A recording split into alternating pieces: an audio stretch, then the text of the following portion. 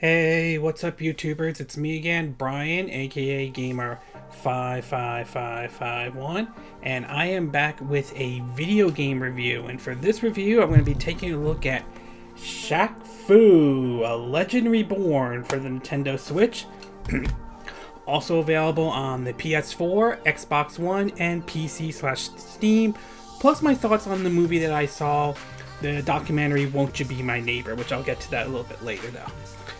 Now, a couple years ago, Shaquille O'Neal launched an Indigo campaign for a game that many have viewed as the worst video game of all time, although I kind of think that's a bit debatable since there are other games that could fit on that list as well, and that was Shaq Fu. At first, I did not know why he would actually want to do this though. Well, despite what you may think, whether you like it, whether you agree with him doing this or not, it was the Kickstarter, or say the Indigo campaign, was a success, and Shaq Fu was fully funded, coming to the PS4, PC, Xbox One, and the Wii U at the time before that version got canceled and we got it over to the Nintendo Switch. Now, you would think that with a game like this was going to be bad, just like, you know, other games with like celebrities as well, like Michael Jordan in the Windy City, although I'd never played that one, and that this one was going to be as bad as the infamous Shaq Fu from 1994 on the Super Nintendo and the Sega Genesis. Well, I did play it though, and I will honestly have to say, while it's not going to win any awards or change people's mind though, it's not as terrible as a lot of people think it is. And it's certainly more than redeems. This game redeems from what happened in 1994. So why don't we get started with the pros and cons on it. So let me get my notes out. Okay, so why don't we first get started with the pros. And the first one is the old school gameplay.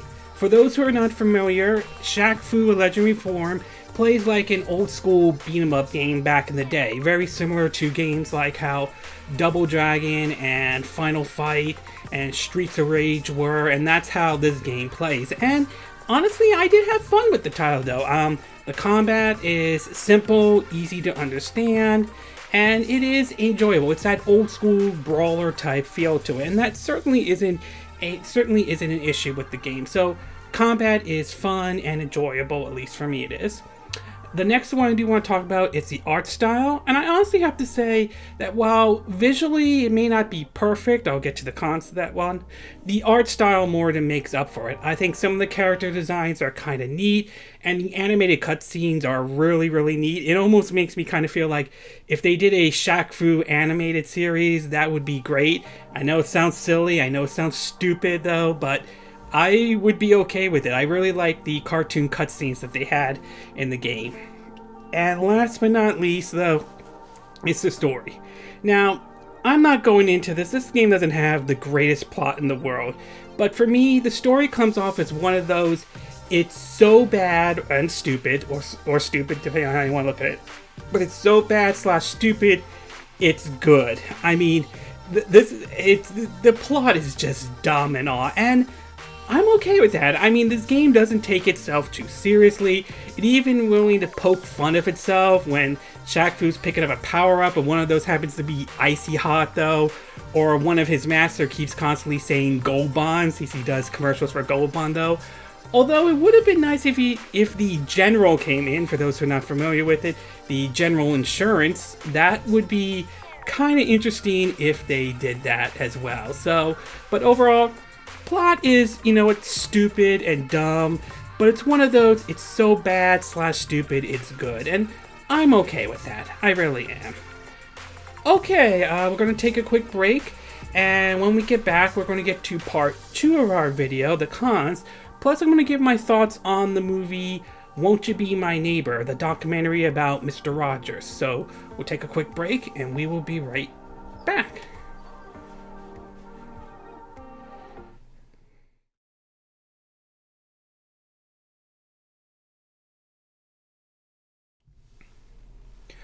Okay, and we are back with part 2 of our video review of Shaq Fu, Legend Reborn for the Nintendo Switch, and I forgot to mention this, I apologize though. If you're interested in some gameplay footage of me playing the game, I'll have a link in the description below. So now that we got our pros out of the way, why don't we get started with the cons? And as far as the cons go, we'll start off with the first one, and that is the loading time in the game though.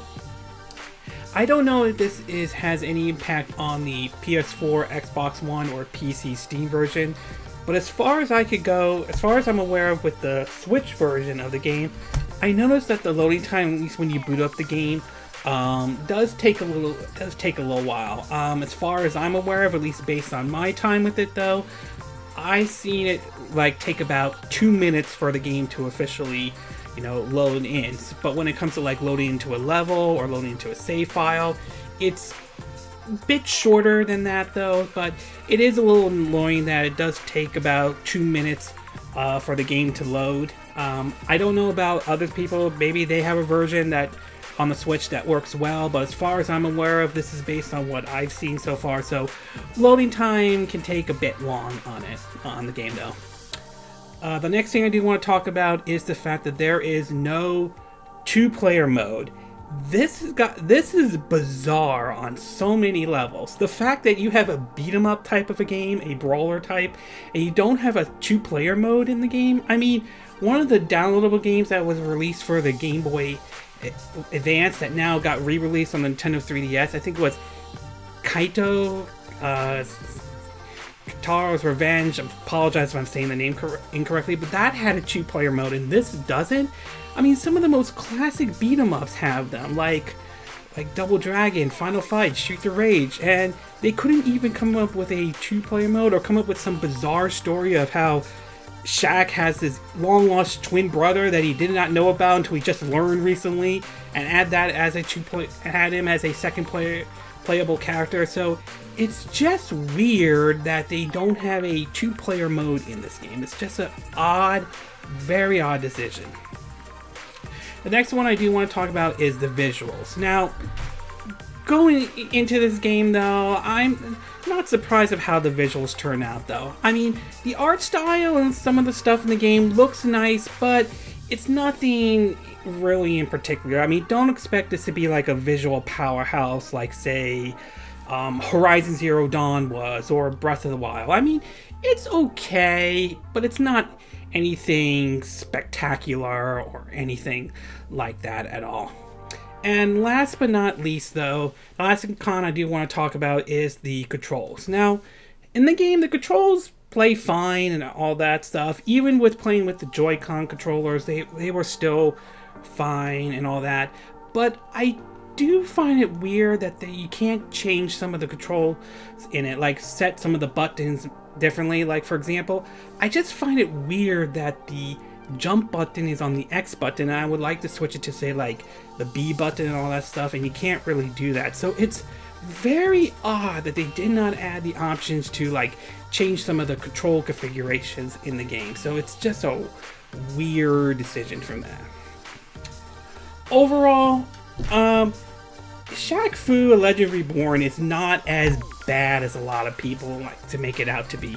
It's a dumb, stupid, fun game that it is, and but I don't expect this to be Game of the Year material, or I don't expect this game to be like as legendary as, say, the other beat 'em up and brawler games that I've mentioned before, like Final Fight, Streets of Rage, or Double Dragon to be exact. But that's okay. I mean, the game is just a stupid, fun game.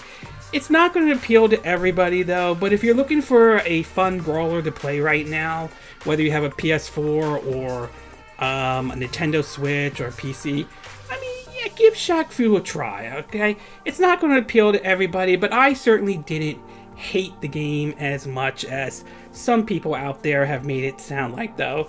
And if by some miracle, if by some miracle the game does well enough that a Shaq Fu happens though, Shaq Fu 2 happens, I would be okay with that.